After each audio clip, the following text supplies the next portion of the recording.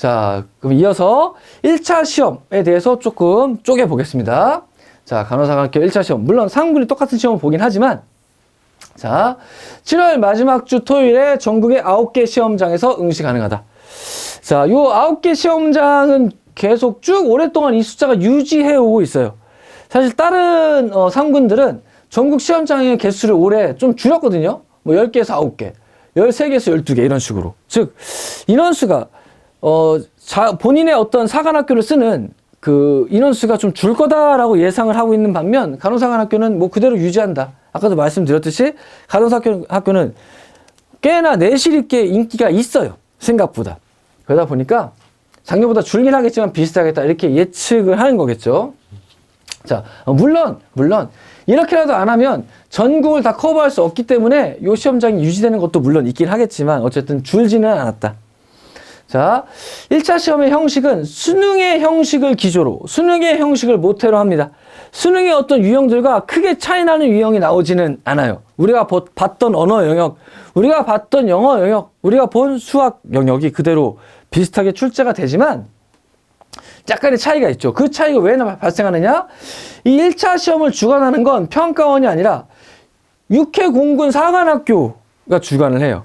그러다 보니까 사관학교 교수가 주축이 돼서 출제를 하게 되고 여기다가 수능의 형식으로 출제를 해야 되다 보니까 수능을 잘 아는 현직 고교 교사들을 초청을 해서 공동출제위원회를 구성하고 문제를 출정합니다. 그래서 6회공 돌아가면서 주축이 바뀌어요. 2021학년도에 6군이었고 그럼 이제 22공 23학년 올해 해 뭐 이렇게 돌아가면서 물론 이제 간호사학교는 왜 없느냐? 간호사학교는 육군 소속이니까 사실 그렇죠? 이렇게 해서 그러다 보니까 현직 교사가 얘기하는 평가원은 현직 교사가 물론 평가원을 잘 알지만 평가원의 방식을 잘 알지만 평가원은 아니잖아요. 게다가 사관학교 교수들의 입김이 좀 들어가다 보니까 수능 플러스 예전에 학력고사 같은 아주 좀 약간 특이한 느낌의 그런 문제들이 수능을 기조로 한 학력고사 맛이 조금 나는 그런 문제들이 좀 들어오게 돼요. 그래서 출제 방식은 이러하다. 자, 검토도 현직 교사들이 수능과 크게 다르지 않다는 거 검토를 해야 되니까. 자, 이렇게 해서 출제가 되고, 그럼 그 형식은 어떠한가? 자, 시험 보는 방식이 국어, 수학, 영어가 아니라 국어, 영어, 수학, 이렇게 1, 2, 3교시를 보고, 시험이 끝나는 시간은 1시 반. 그러니까 오전에 시험이 다 끝나요. 이거 어떻게 가능하냐? 수학은 100분으로 똑같은 시간을 보지만, 영어하고 국어를 80분, 70분 보는 게 아니라 50분씩 축약된 시험을 보게 됩니다. 국어 50분, 영어 50분.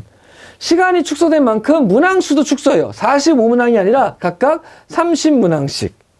출제 범위는 똑같지만 30문항씩. 물론 영어에서는 듣기평가 문항이 없고 그 다음에 국어에서는 화작이나 엄매, 선택 과목이 없어요. 요 차이, 그거 빠지고 그만큼 나머지 30문항으로 구성되어 있다. 그런 만큼 시간이 줄어서 오전 내에 딱 마무리 짓고 점심 먹고 오후까지 하는 게 아니라 오전 내에 딱 마무리되는 시험 시간이다. 이렇게 보시면 될 것 같아요. 자, 이거는 우리 공통인데 인문계는 당연히 확통, 미적, 기하 아무거나 해도 되고 사탐, 과탐 아무거나 해도 되는데 자연계는 미적, 기하, 과탐 이렇게 설정이 되어 있죠.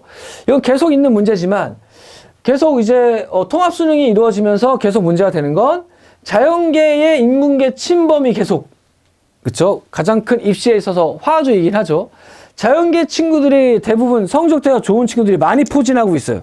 그거는 우리 수학 성적이나 국어 성적 이런 것을 봐도 자연계의 학력의 어떤 우위가 요즘에 많이 좀 드러나는 거 아닌가 생각이 들어요. 우리 사관학교의 1차 시험 컷에 있어서도 아까 말씀드렸듯이 간사 같은 경우에는 자연계가 인문계보다 한 10점이 높다 이렇게 평균적으로 얘기할 수 있거든요. 그러다 보니까 그런 게 많이 아름아름 알려지면서 자연계 학생들이 굳이 간호사관학교에서 간호 공부하는 거 똑같고 인간하는 거 똑같은데 내가 굳이 자연계 유지할 필요가 있어? 합격하는 게 최우선이라고 하면 인문계로 가는 게 맞지 않아? 이렇게 하면서 전향하는 친구들이 조금씩 생기죠. 그래서 매 연마다 올해는 인문계, 자연계가 많이 넘어와서 좀 비슷하게 나올라나? 올해는 비슷하게 나올라나? 이렇게 좀 예측을 하는데 작년까지만 해도 여전히 아직 10점의 차이가 있다.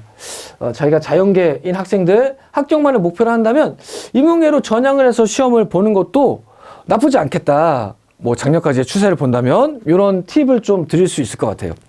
어쨌든 자연계, 인문계 침범, 자연계 점수가 조금 더 높다는 말씀이고, 자, 그 밖에 또 1차 시험의 가장 큰 특징이라고 하면, 저 쌤은 영어 강사니까 다 대동소이 할 겁니다. 일단 영어를 기조로 해서 말씀을 드리면, 영어에 있어서 수능은 어려운 문제는 정말 어려워요. 빈칸 33, 34번 같은 경우에는 난이도가 꽤나 높죠.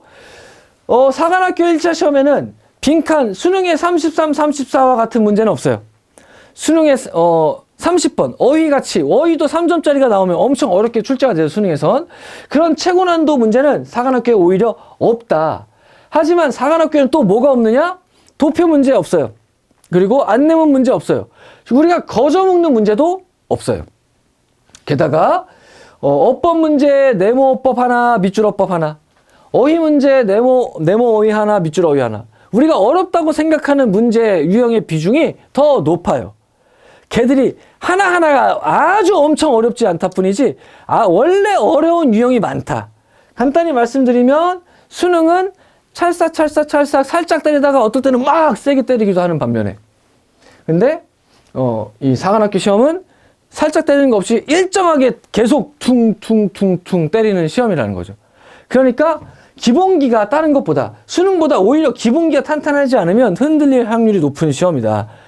문제의 숫자도 다르고 같은 문제를 할지라도 배열도 조금 다르기 때문에 그런 차이만으로도 사실은 학생들은 엄청 흔들리거든요. 그러니까 맞춤 공부를 할 필요가 있다. 기출문제 많이 풀어보면서 그 기출에 흘러가는 방식에 좀 익숙해질 필요가 있다. 이런 것들을 좀 참고로 조언을 드릴게요.